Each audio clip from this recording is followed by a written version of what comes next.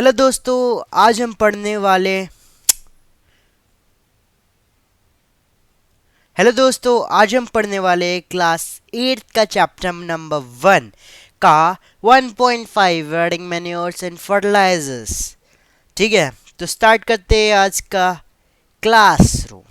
The substances which are added to the soil to form of nutrition for healthy crops growth of plants are called manures and fertilizers। तो वो substance जो crops में add होते हैं nutrition और उनके healthy growth के लिए, उन्हें मैन्योर और फर्टिलाइजर कहते हैं। I saw healthy crops going growing in farm. In the neighboring farm, the plants were weak. Why do some plants grow better than other? तो बुजो बोलता है कि मैंने कुछ क्रॉप्स देखे फार्म में जो बहुत ही मस्त, मतलब अच्छे से उग रहे थे, हेल्दी क्रॉप्स थे। बट उनके बगल वाले फार्म में जो क्रॉप्स थे वो बहुत ही ज़्यादा वीक थे। तो ऐसा प्लांट की ग्रोथ के साथ क्यों होता है? तो soil supply minerals nutrition to the crop. These nutrition are essential for growth of plants. In certain area, farmer grow crops after crops in same field. The field is never left uncultivated or fallow. Imagine what happened to the nutrition. तो ये बोलता है soil supply करता है mineral और nutrition जो एक crop या प्लांट के ग्रोथ के लिए नेसेसरी या बहुत ही ज़्यादा महत्वपूर्ण एसेंशियल होते हैं। तो जब आप इमेजिन करो, अगर एक फील्ड में बार बार क्रॉप्स लगाए जा रहे हैं और उस मतलब फील्ड को कभी अनकल्टिवेटेड छोड़ा ही नहीं जा रहा है, तो क्या होगा सारे न्यूट्रिशन का? Continuously growing of crops make the soil poor in certain nutrition.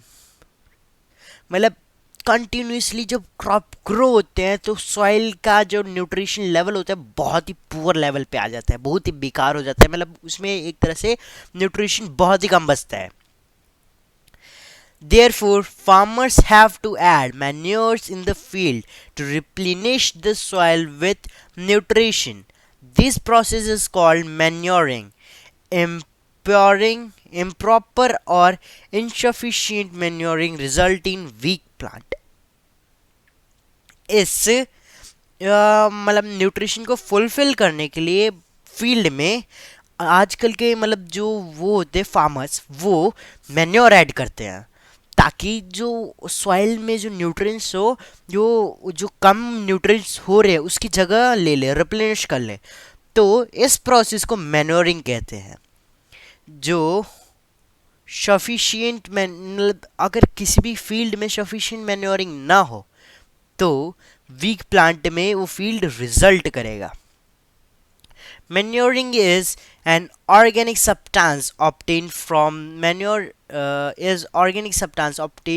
decomposition of plants and animal waste। जो मैन्योर होता है वो एक ऑर्गेनिक सब्सटेंस होता है, मिलता है वो ऑर्गेनिक सब्सटेंस जब प्लांट और एनिमल वेस्ट डिकम्पोज होता है। Farmer dump plant and animal waste in pit at open places and allow it to decompose। जो फार्मर्स होते हैं वो प्लांट और एनिमल वेस्ट को वो एक पिट में डालते हैं और उन्हें डिकम्पोज होने के लिए छोड़ देते हैं। The decomposition is caused by some microorganism. This decomposed matter is used as organic manure। तो ये जो डिकम्पोजिशन होता है इसे छोड़ दिया जाता है, ये मतलब माइक्रो ऑर्गेनिज्म डिकम्पोजिशन करते हैं।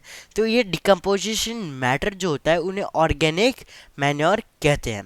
You have already learn about in vermi composting in class 6। मतलब आपने वर्मी कंपोस्टिंग पढ़ा था क्लास 6 में। तो बेसिकली ये जो टेबल था इसमें कुछ बोलता है कि एक में यूरिया रखते हैं, एक में मैन्योर रखते हैं और एक में फर्टिलाइज़र। तो मतलब 3 कैंस लेके उसमें फिर सबको सीडलिंग जो होते हैं वो लगा दो। तो बाद में पूछता है क्या किस में कैसा ग्रोथ हुआ बताओ। Did all plants in all the glasses at the same place. क्या इसमें बोला कि क्या सारे ग्लासेस में जो सारे प्लांट्स वो सेम ग्रो किए? Which glass showed better growth for plant? कौन सा ग्लास बेटर ग्रो किया प्लांट का? In which glass was the growth was fastest? कौन से ग्लास में सबसे ज़्यादा ग्रोथ था?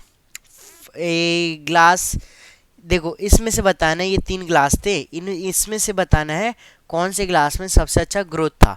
तो इसमें बी में पहले मैं मैन्योर डाला था, इसमें यूरिया और इसमें फर्टिलाइज़र, तो बी में सबसे अच्छा ग्रोथ हुआ।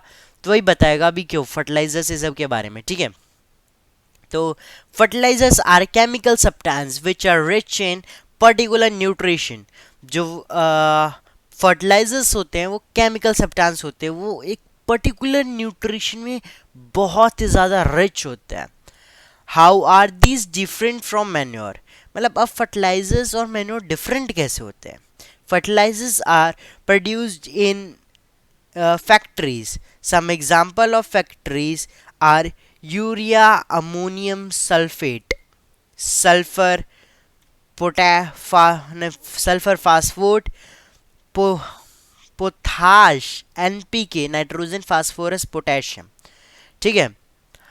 मतलब ये जो फर्टिलाइजर्स होते हैं वो फैक्ट्रीज में प्रोड्यूस होते हैं, जैसे कि urea, ammonium sulphate, sulphur phosphate, potash, NPK. NPK मतलब नाइट्रोजन फॉस्फोरस और पोटेशियम, ठीक है।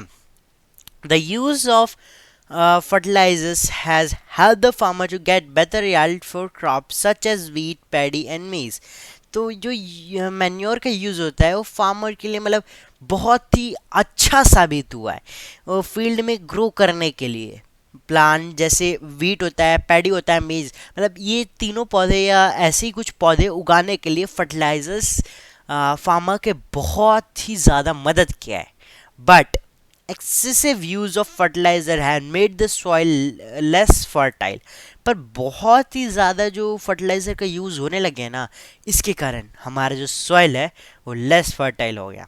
Fertilisers have also become a source of water pollution, और फर्टिलाइजर्स एक वाटर पोल्यूशन का सोर्स बन चुके हैं अभी। Therefore in order to maintain the fertility of the soil, we have to substitute fertilizers by organic manure or level the field uncultivated follow in between two crops. तो जो मतलब इसके कारण जो सॉइल अनफर्टिलाइज मतलब अपना फर्टिलिटी लूज कर दिया है, तो मतलब क्या बोलते हैं, हमें अपने फील्ड को अनकल्टिवेटेड छोड़ देना चाहिए या ऑर्गेनिक मैन्योर से लेवल करना चाहिए हमेशा हमें अपने फील्ड को, ठीक है।